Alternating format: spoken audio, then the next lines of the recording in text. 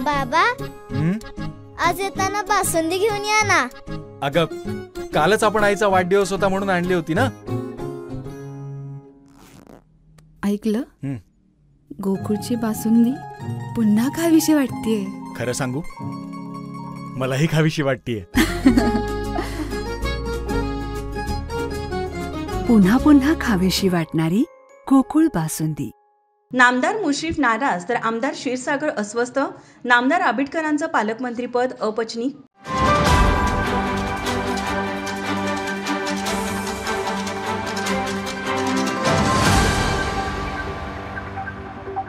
राज्यात विधानसभा निवडणुकीत महायुतीची सत्ता आली. यानंतर महायुतीत मंत्रिपद कोणाला मिळणार यावरून नाराजी नाट्य सुरू होतं.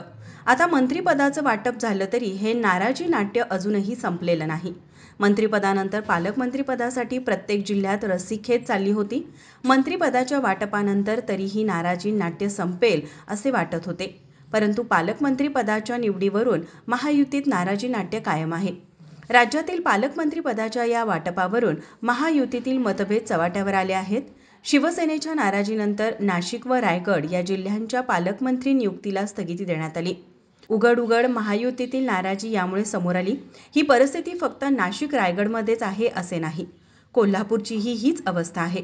राजेश क्षीरसागर हे एकनाथ शिंदे यांच्या जवळचे मानले जातात. परंतु राजेश क्षीरसागर यांना मंत्रिमंडळातून डावलून त्यांनी आमदार प्रकाश आंबेडकर यांना मंत्रिपद दिले. त्यामुळे राजेश क्षीरसागर काहीसे नाराज झाले. आता हे राजेश क्षीरसागर यांच्याकडे कॅबिनेट मंत्रिपद दर्जाचे पद असले तरी थेट कॅबिनेट मंत्रिपद मिळाल्याने ते दुखावले आहेत. दुसरीकडे हसन मुश्रीफ यांना कोल्हापूरचे पालकमंत्रीपद न देता वाशिमचे पालकमंत्रीपद देण्यात आले. काल झालेल्या पत्रकार परिषदेत हसन मुश्रीफ यांनी कोल्हापूरच्या जनतेच्या मनातील पालकमंत्रीपद मीच असं व्यक्त केलं.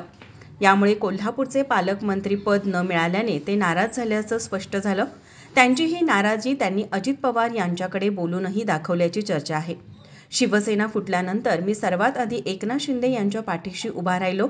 शहरात मी शिवसेनेची ताकद वाढवली. त्यामुळे मंत्री नाही तर पालकमंत्री पदही आपल्याला मिळायला हवे होते अशी राजेश क्षीरसागर यांची अपेक्षा होती. परंतु त्यांचा अपेक्षाभंग झाल्याने ते अस्वस्थ झाले आहेत. त्यातच आंबेडकर आणि हसन मुश्रीफ मंत्री झाल्यानंतर पालकमंत्रीपद कोणाला मिळणार याची चर्चा जिल्ह्यात रंगली होती.